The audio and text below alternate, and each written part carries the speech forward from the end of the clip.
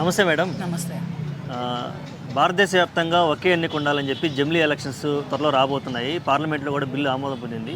అసలుకి one nation one election మీద మీ అభిప్రాయం ఏంటి madam? One nation one elections అంటే ఒకటి టైం వేస్ట్ అవ్వదు. మెయిన్ ఆ రాష్ట్రంలో ఒక 6 నెలలు, ఈ రాష్ట్రంలో ఒక సంవత్సరం, ఆ రాష్ట్రంలో ఒక 2 ఏళ్ళు టైం వేస్ట్ అవ్వదు. అలాగే మనీ కూడా వేస్ట్ అవ్వదు. మనీ కూడా ఇప్పుడు అక్కడ ఒక 6 నెలలు అక్కడ కొన్ని కోట్లు కొన్ని లక్షలు ఖర్చు అవుతుంది. ఇక్కడ ఒక 6 నెలలు ఇక్కడ కొన్ని కోట్లు కొన్ని లక్షలు ఖర్చు అవుతుంది. 2 ఏళ్ళు 3 ఏళ్ళు ఇలా కాకుండా ఒకటేసారి ఎలక్షన్స్ అనేది మొత్తం ఒకటేసారి పెట్టారనుకో తాడో పేడో తేలిపోయింది, ఫట్టా హిట్టా. అంటే ఇప్పటివరకు ఇది విదేశాల్లో ఉన్నటువంటిది, మన ప్రజాస్వామ్య దేశాల్లో ఎన్నాళ్ళకి ఇలా అలవాటు పడ్డారు కదా, ఇండివిజువల్గా ఎవరికి వాళ్ళు పెట్టుకోవటం. సడన్గా మన దేశంలో పెడితే ప్రజలు అలవాటు చేసుకోవడం కానీ వాళ్ళు యాక్సెప్ట్ చేయడం కానీ ఎలా ఉంటుంది అంటారు? దాన్నే ఉంది, ఏ రాష్ట్రానికి ఆ రాష్ట్రంలోనే వేసుకుంటారు.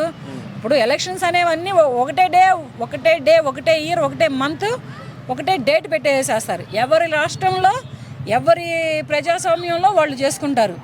మంత్రులే కానీ, ఎమ్మెల్యేలే కానీ, ఎంపీలే కానీ, వార్డు కౌన్సిలర్లే కానీ, ముఖ్యమంత్రులే కానీ, ఎవరైనా కానీ ఎవరి రాష్ట్రంలో వాళ్ళు చేసుకుంటారు. అది తప్పదు. ఎందుకనంటే ఆ రాష్ట్రంలో జరుగుతుంది, ఈ రాష్ట్రంలో జరుగుతుంది, ఆ రాష్ట్రంలో అంటే విదేశాలలో జరుగుతున్నాయి. మన ఇండియన్ కంట్రీలో చాలా వచ్చినాయి, చాలా అంటే చాలా వచ్చినాయి. ఇప్పుడు మెట్రో ఎక్కడో చూశారు, ఇక్కడ పెట్టారు. ఆధార్ కార్డు ఎక్కడో చూశారు, ఇక్కడ పెట్టారు. అలాగే ఇప్పుడు షాపింగ్ మాల్స్ ఏంటి, పెద్ద పెద్ద మాల్స్ ఏంటి, ఇవన్నీ ఎక్కడెక్కడో వేరే వేరే కంట్రీలలో వచ్చినాయి. అవి మన ఇండియన్ కంట్రీలో కూడా వచ్చినాయి. మన ఇండియన్ కంట్రీలో ప్రతి రాష్ట్రంలోనూ ఉన్నాయి. అలాగే ఎక్కడో వేరే కంట్రీలో ఉన్నదాన్ని మన కంట్రీలోకి రావడం కరెక్టేనా కాదా అంటే అది రాంగ్ మాట. నా ఉద్దేశం ఏంటంటే వస్తారు, పెడితేనే బెటర్. ఎందుకంటే ఫస్ట్ మనీ సేవ్ అవుతుంది, ఒక్కొక్కరికి టైం సేవ్ అవుతుంది. ఇక్కడ హిట్టా ఫట్టా ఎవరు రాజు ఎవరు మంత్రి ఎవరు ఓడిపోతారు ఎవరు గెలుస్తారు అనేది ఇక్కడ తేలిపోతుంది.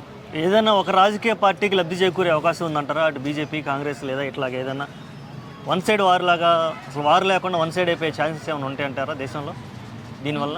ఉండదు. ఓకే, ఉండదు. పోటీయే. పోటీ లేని దేశం అంటే ఏది ఉండదు. పోటీ ఉంటేనే దేనికైనా మజా ఉంటుంది.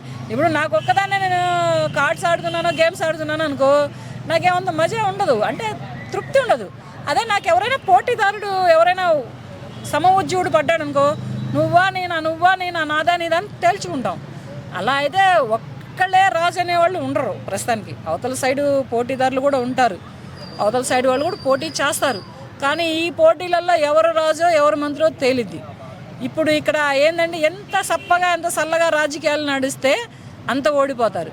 ఎంత రేంజింగ్ ఎంత ఫైర్ ఎంత రాకెట్ టైప్లో నడిస్తే రాజకీయాలు అంత గెలుస్తారు. ఎందుకనంటే ఇవాళ రేపు పరిస్థితులు అలాగే ఉన్నాయి, యూత్ అలాగే ఉన్నారు, యూత్ని కన్నా పేరెంట్స్ అలాగే ఉన్నారు.